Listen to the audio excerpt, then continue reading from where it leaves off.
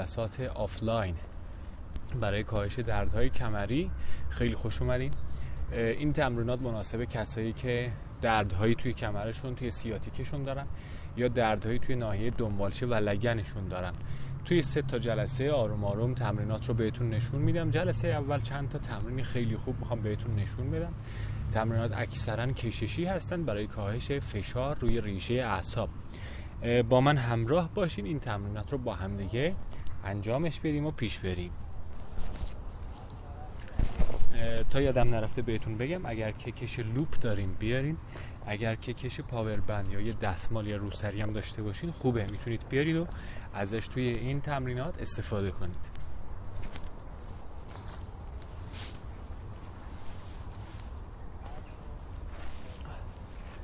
تمرین اول برای کشش و آزادسازی هم فیله های کمره، هم تا حدودی پشت ران و عضله باسن.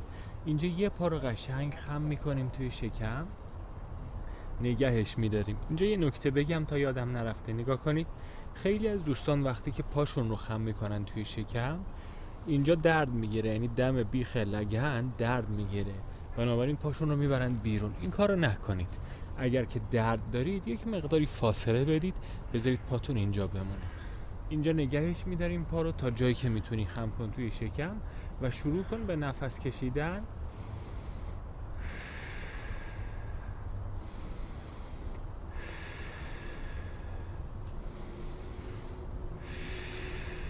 سه تا که نفس کشیدی آروم پاتو صاف کن، پای مخالف رو بغل کن از زیر شکم. دوباره شروع کن به دم و بازدم. یادت باشه تنفس شکمی انجام بدی، یعنی شکمت بیاد بالا برگرده پایین.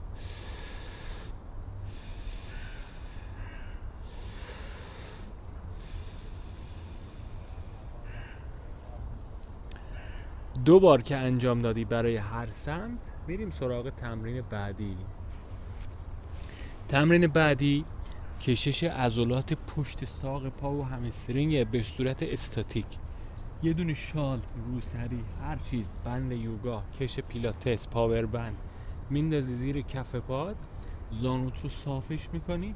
اینجا 30 ثانیه باید نگهش داری. 1 2 3 4 5 6 7 8 9 10 10 9 8 7 6 5 4 3 2 1 1 2 3 4 5 6 7 8 9 10 تا. عالی. باز یه نکته بهتون بگم، خیلی ها شاید همون اول که میخواین این تمرین رو انجام بدن ببینن که اینجا اصلا نمیاد. خب شرطش اینه که زانو صاف باشه، آروم آروم کشش رو ایجاد کنیم. اگر اینجا هم تونستی زانوتو صاف کنی، کشش داشتی پشت ساق پا و رانت، این کافیه. همینجا نگه میداری و 30 ثانیت رو میشموری. سمتمون رو عوض میکنی، اینجا نگهش میداری، پا رو صاف میکنی، میاری به سمت خودت. 1 2 3 4 5 6 7 8 9 10 10 9 8 7 6 5 4 3 2 1 1 2 3 4 5 6 7 8 9 10 تا. سمتمون رو دوباره عوض کنیم. 2 ست میزنیم این حرکت رو برای هر پا. 1 2 3 4 5 6 7 8 9 10 10 9 8 7 6 5 4 3 2 1 1 2 3 4 5 6 7 8 9 10 تا. آروم یه نفس بگیر، پاتو بیار پایین، سمتت رو عوض کن. این سری باید ببینی که یک مقداری پات نرمتر شده نسبت به ست اول. 1 2 3 4 5 6 7 8 9 10 10 9 8 7 6 5 4 3 2 1 1 2 3 4 5 6 7 8 9 10 تا. عالی. یادتون باشه پیشرفت آروم آروم اتفاق میفته و شما تا زمانی که پات رو قشنگ نیاوردی 90 درجه نگه نداشتی حق نداری که وارد فاز بعدی بشین. این فاز رو باید تکمیلش بکنی، یعنی قشنگ انعطاف پذیری رو باید به وجود بیاری توی پاهات. خب تمرینی که بعدی که داریم کشش عضلات روی رانه. گاهی اوقات عضلات روی ران کوتاه میشن، باعث میشن که لگن به سمت جلو بچرخه، در نهایت کمر هم گود بشه. 2 تا راه داره که من بهتون میگم. اولیش رو اگر که نتونستید راه دوم رو هم میگم که ساده تره. برای اینکه به خوبی بتونیم کشش بدیم این عضله رو، حالت لانج بگیریم. اونایی که زانو درد دارن میتونن یه دونه کوسن بذارن یا بالشت بذارن زیر زانوشون تا اذیت نشه زانوشون. حالا کاری که باید بکنی، شکمت رو قشنگ باید بکشی تو، باسنت رو هل میدی به سمت جلو، بعد حالا از پشت این پا رو میگیری، شروع میکنی به شمردن. 1 2 3 4 5 6 7 8 9 10 10 9 8 7 6 5 4 3 2 1 1 2 3 4 5 6 7 8 9 10 تا. اگر به خوبی کمرت رو فیکس کنی و تا جایی که میتونی امکانش هست کششش رو تحمل میکنی، پاشنه پات رو نزدیک باسنت کنی، روی رانت یک کشش مطلوبی رو ایجاد میکنی. یه بار دیگه میریم برای سمت مخالف. ببین من رو حالت لانج گرفتم، شکمم رو میکشم تو، لگنم رو یکم هل میدم جلو، حالا پام رو از عقب میگیرمش. 1 2 3 4 5 6 7 8 9 10 10 9 8 7 6 5 4 3 2 1 1 2 3 4 5 6 7 8 9 10 تا. عالی. یه نفس بگیر، یکم استراحت کن، عضلاتت یک مقدار اگر که کشیده بشه یه حس ریلکسیشن، یه حس آزادی خوبی بهت دست میده. دوباره حالت بگیر، پات رو بذار عقب‌تر، شکم تو، لگن رو هل میدیم جلو، دوباره پات رو میگیری.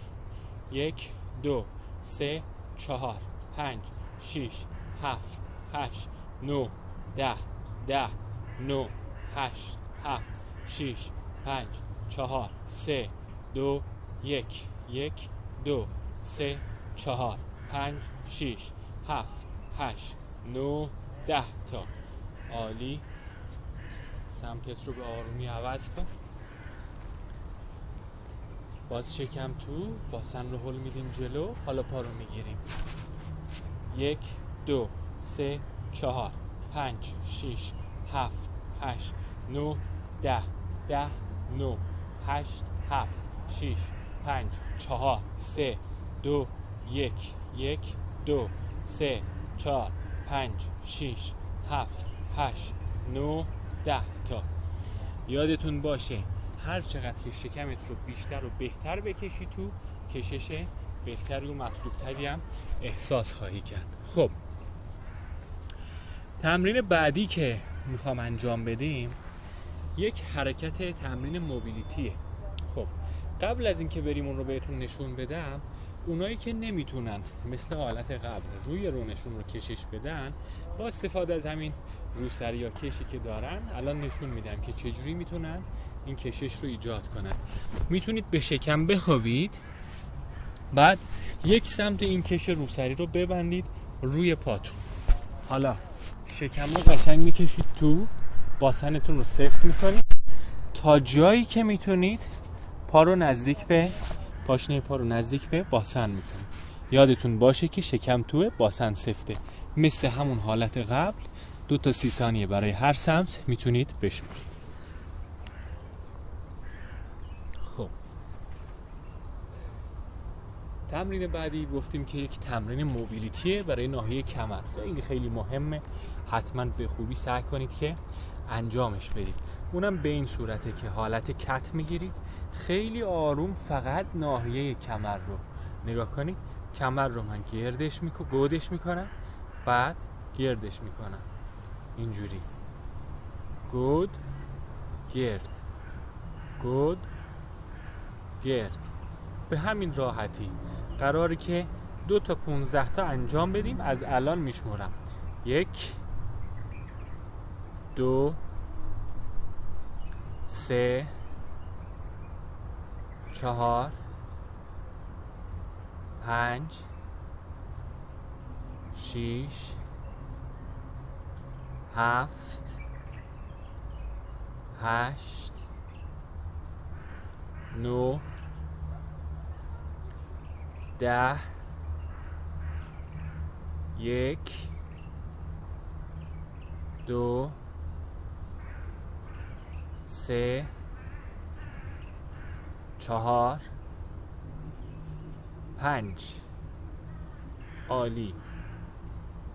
یادتون باشه این حرکت کت کمل نیست، موبیلیتی سگمنتال، یعنی بخش به بخش ستون فقرات، فقط مربوط به ناحیه کمره.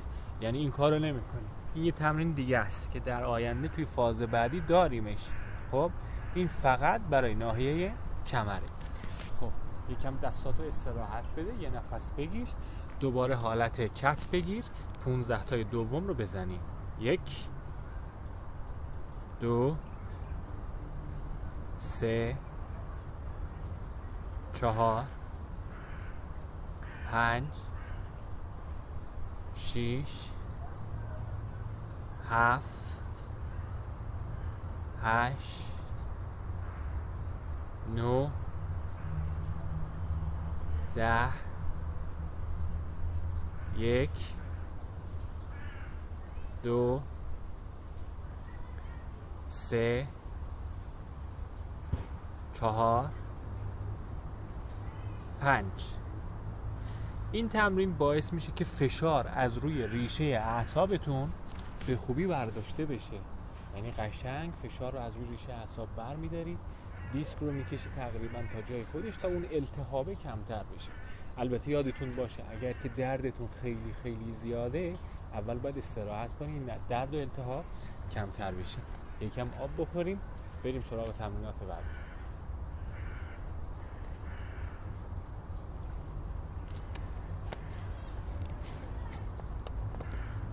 تمرین بعدی هم یه تمرین کششیه برای عضلات فیله کمره. اکثر ما فیله های کمرمون کوتاه میشه، بنابراین باعث میشه که کمرمون گود بشه. قشنگ دستات رو از حالت کت یه مقداری میبری جلوتر تا جایی که میتونی باسنت رو نزدیک پاهات میکنی. حالا اینجا میشماری 1 2 3 4 5 6 7 8 9 10 10 9 8 7 6 5 4 3 2 1. 20 ثانیه کافیه. میای بالا، یه نفس عمیق، دوباره برمیگردی، 20 تای دیگه. 1 2 3 4 5 6 7 8 9 10 10 9 8 7 6 5 4 3 2 1. دوباره برمیگردی بالا.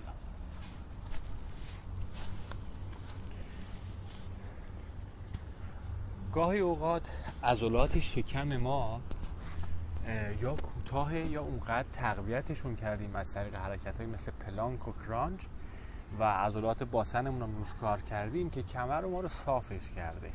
یعنی اون گودی طبیعی هم که وجود داشته از بین رفته. همین مورد هم میتونه باعث بشه که به کمر فشار بیاد و در نهایت دیسک کمر بیرون زدگی پیدا کنه و اعصاب ناحیه کمرمون تحریک بشه. تمرین بعدی حرکت مکنزیه که میخوام بهتون نشون بدم که میتونیم اون رو انجامش بدیم. اول رو به شکم میخوابیم. حالا اینجا نگاه کنید دستا کنار بدنه. خب من میرم پایین، خب با یه نفس میام بالا، اینجا یکم میمونم. اگر که میتونم تواناییش رو دارم کف دستا رو به زمین فشار میدم، میام بالاتر، سر رو میبرم بالا. اگر که تواناییشو ندارم، اذیت میشم، همینجا کافی، همینجا میمونم سر بالا. اما اگر تواناییشو داشتم میتونم برم بالا. حالا 10 تا تکرار انجام میدیم. اونایی که نمیتونن این 10 تا تکرار فقط تا آرنجشون میان بالا، اونایی که میتونن میان روی کف دستشون. از الان شروع میکنیم. 1 2 3 4 5 6 7 8 9 10. یکم استراحت میکنیم، بعد ست دوم رو انجامش میدیم. یادتون باشه توی هیچ کدوم از تمرینات نباید درد شما زیاد بشه. منظور از درد اون درد بد است، دردیه که عصبیه، مربوط به مفصل، مربوط به استخونه، وگرنه یک مقدار عضلات درگیر میشه، خسته میشن این عضلات. درد عضلانی مشکلی نداره. ست دوم رو انجام بدیم. 1 2 3 4 5 6 7 8 9 10. باز یکم استراحت، بریم سراغ تمرین بعدی.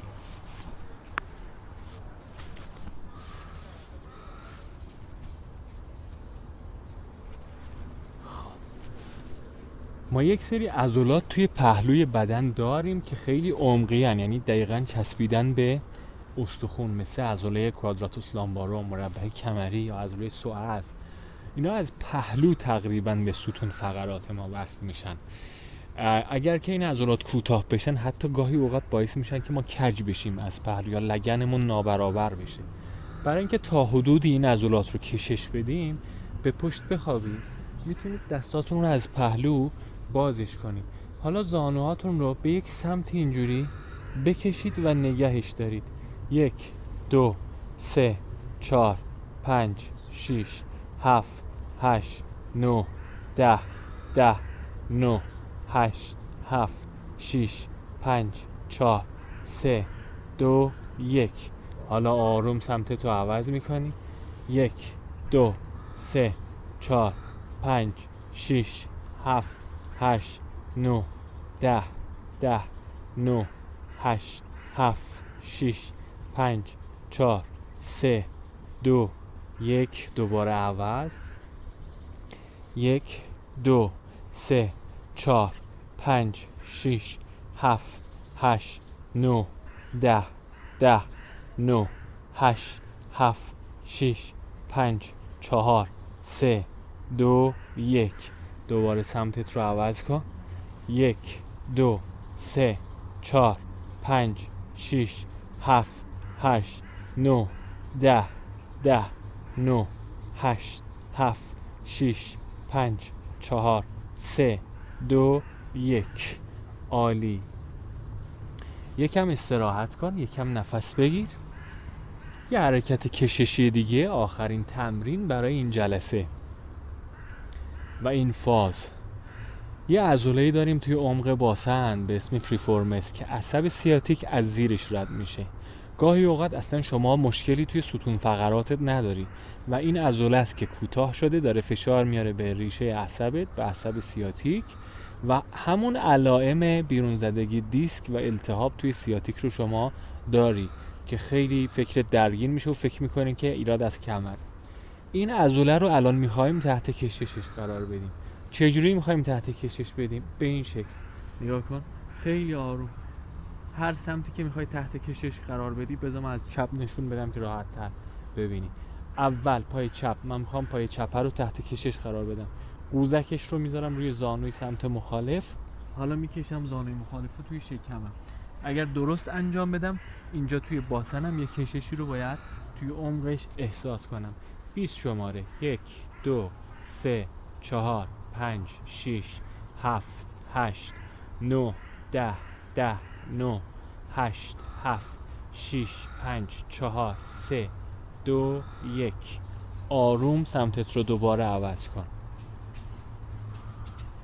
1 2 3 4 5 6 7 8 9 10 10 9 8 7 6 5 4 3 2 1.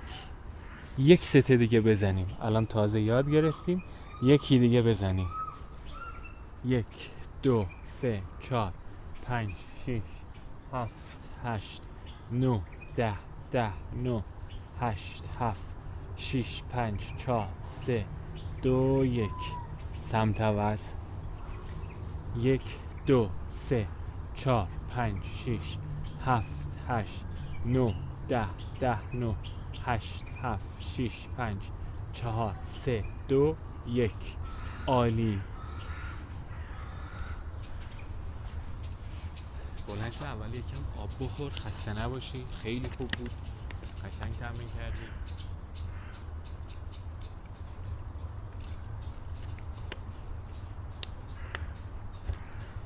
این تمرینات تقریباً باعث میشه که ناحیه لگن تا حدودی ناحیه کمرت، پشت عضلات پات، روی رانت آزاد بشه، فشار از روی ستون فقراتت به خوبی برداشته میشه.